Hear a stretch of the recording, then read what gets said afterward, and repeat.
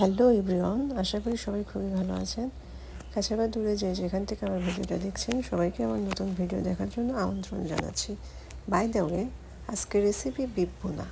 তো এখানে আমি একটা কড়া বসিয়ে দিয়েছি। কড়াই সাদা তেল আর সরিষার তেল মিলিয়ে 5 চামচের মতো দিয়েছি, মানে 2 তেলের সমন্বয়ে আমি রান্নাটা করব, তাহলে খেতে ভীষণ ভালো লাগবে। এরপর আমি 1 চা চামচ জিরার ফোড়ন দিয়েছিলাম। জিরাটা ফুটে আসার পর এখানে গোটা মশলাগুলো দিয়েছিলাম। দারচিনি, এলাচ, তেজপাতা, সবুজ এলাচ ছিল গোটা মশলায়। হালকা ভেজে নেব ফ্লেভারটা ছেড়ে দেওয়া পর্যন্ত। এরপর আমি দিয়েছিলাম 1 কাপ পরিমাণ পেঁয়াজ বাটা, আদা রসুন বাটা আর কাঁচামরিচ বাটা। তো এরকমভাবে যারা কখনো রান্না করে খাননি, তো একবারের জন্য হলেও এভাবে খেয়ে দেখবেন, খেতে ভীষণ ভালো লাগবে। মানে একবার রান্না করলে আর কি বারবার এই একই প্রসেসে রান্না করতে ইচ্ছে করবে আপনাদের, এতটাই ভালো হয় খেতে। তো মশলাটা আমি খুব ভালো করে কষিয়ে নেব, কাঁচা গন্ধ দূর হয়ে যাওয়া পর্যন্ত। আমি কিন্তু সবসময় একটা কথা আপনাদেরকে বলি যে মশলা সবসময় ভালো করে কষাবেন। তো এরপর দিয়েছিলাম হলুদের গুঁড়া, মরিচের গুঁড়া, ধনিয়া গুঁড়া আর স্বাদ মতো লবণ। আমি কিন্তু স্ক্রিনে লিখে দিয়েছি কোনটার পরিমাপ কেমন ছিল, দয়া করে আপনারা খেয়াল করে বুঝে নেবেন। তো আবার সবগুলো মশলা হালকা একটু পানি নিয়ে কষিয়ে নেব।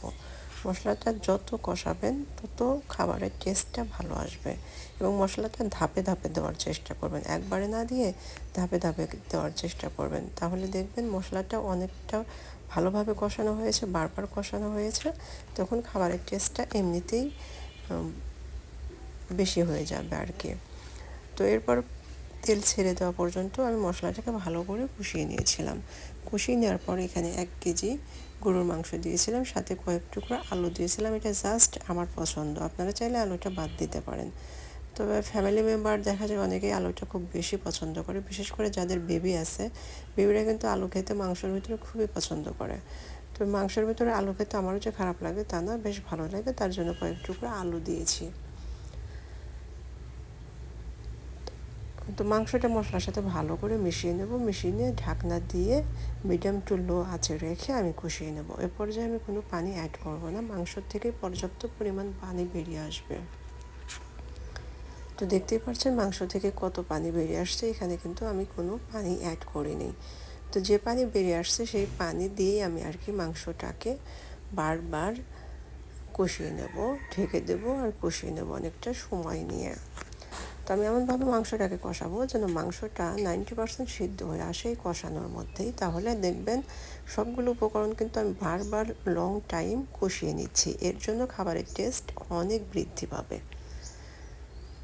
তো মাংসটা কিন্তু দেখতে পারছেন কষানো হয়ে আসছে। তো এরপর আমি গরম পানি অ্যাড করে দেব। গরম পানি অ্যাড করে দিলে মাংসটা আরও ভালো করে সিদ্ধ হয়ে যাবে। গরুর মাংসটা কিন্তু যত ভালো সিদ্ধ হয় খেতে কিন্তু তত বেশি ভালো লাগে। যদি একটু শক্ত শক্ত থাকে তাহলে কিন্তু খেতে একদম ভালো লাগে না। তো ফ্লেভারের জন্য দিয়েছিলাম কয়টা কাঁচামরিচ, সাথে দিয়েছিলাম গরম মশলার গুঁড়ি 1/2 চামচ, জিরা গুঁড়ি দিয়েছিলাম 1 চা চামচ। তো অবশ্যই এই মশলাগুলো দিবেন, তাহলে খাবারের স্বাদটা আরও ভালো আসবে এবং অনেক সুন্দর একটা ফ্লেভার আসবে। তো এই পর্যায়ে আমি ঢাকনা দিয়ে রান্না করে নিয়েছিলাম।